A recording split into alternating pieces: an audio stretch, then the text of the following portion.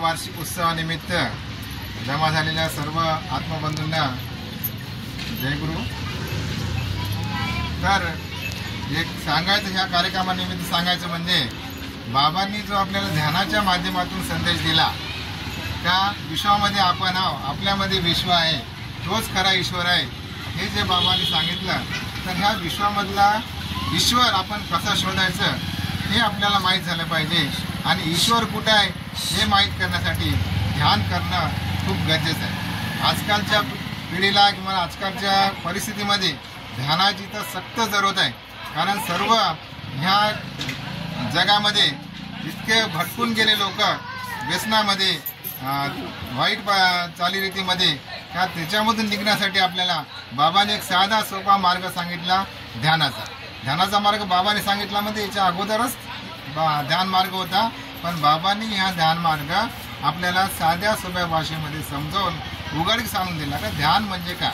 ध्यान म्हणजे काही नाही, काही त्यामध्ये जादू नाही, काही नाही, मंत्र नाही, सरळ साध्या ह्याच्यामध्ये बसून, साध्या साधनामध्ये बसून पाठीचा कणा सरळ करून आपण श्वासावर जर नियंत्रण ठेवलं, श्वास घेणे आणि श्वास सोडणे ह्याच्यावर जर नियंत्रण करून आपण ध्यानधारणा केली, तर आपल्यामध्ये हे ध्यान 5 मिनिटं 10 मिनिटं करता करता काही दिवसानंतर आपल्याला असंच जाणवते का ईश्वर कोण आहे, आपण कोण आहोत, इथं कोणी दुसरं नसून सर्व ईश्वर आपल्यामध्येच भरलेला आहे, विश्वामध्येच भरलेला आहे, ते विश्व पूर्ण आपल्यामध्येच आहे।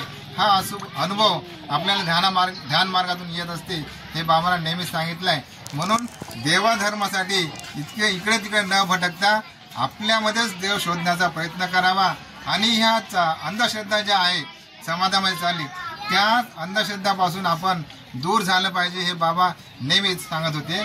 कारण अंधश्रद्धाच माणसाला कुठं घेऊन जाते म्हणलं तर आपल्या जे प्रगती राहते माणसाची त्या अंधश्रद्धेमुळेच थांबून जाते। त्यासाठी अंधश्रद्धा टाळण्यासाठी ध्यान मार्ग वापरा, ध्यानाचा उपयोग करा आणि बाबाने सांगितलेला जे मार्ग आहे सर्वांसोबत चांगलं मिळून मिसळून वागा। आणि हे ध्यान केल्यानं ऑटोमॅटिकच येते, हे जे आपलं अनुभव आहे, ह्या ध्यान केल्यानं कोणासोबत कसं राहायचं, मोठ्या माणसं कसं बोलायचं, कसं वागायचं, हे ऑटोमॅटिक आपल्यामध्ये बदल होत असते। त्यासाठी हे कोण सांगल्यानं होत नाही, आपण स्वतः केल्यानं तो अनुभव येतो। मला आलं म्हणून तुम्हाला आलं पाहिजे असं नाही, तुम्हाला आलं म्हणून मला आलं पाहिजे असं नाही, पण जिथपर्यंत आपण स्वतः अनुभव घेत नाही तिथपर्यंत ध्यानाबद्दल आपल्याला काय आपल्यामध्ये बदल होते हे सांगता येते। आपल्यात बदल झालेला फक्त अनुभव सांगत असते, पण त्यांच्यामध्ये जर बदल घडून असले स्वतः ध्यान केल्याशिवाय तुम्हाला काही कळणार नाही। त्यासाठी या ठिकाणी बाबाचा मार्ग एकच आहे ध्यानाचा।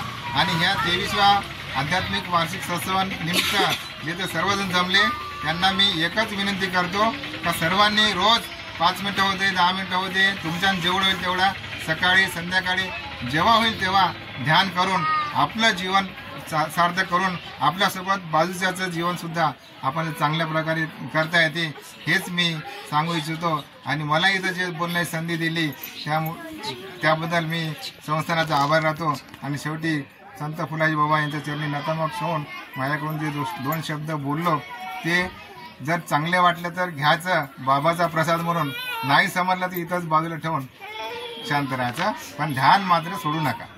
सर्वांना जय गुरु.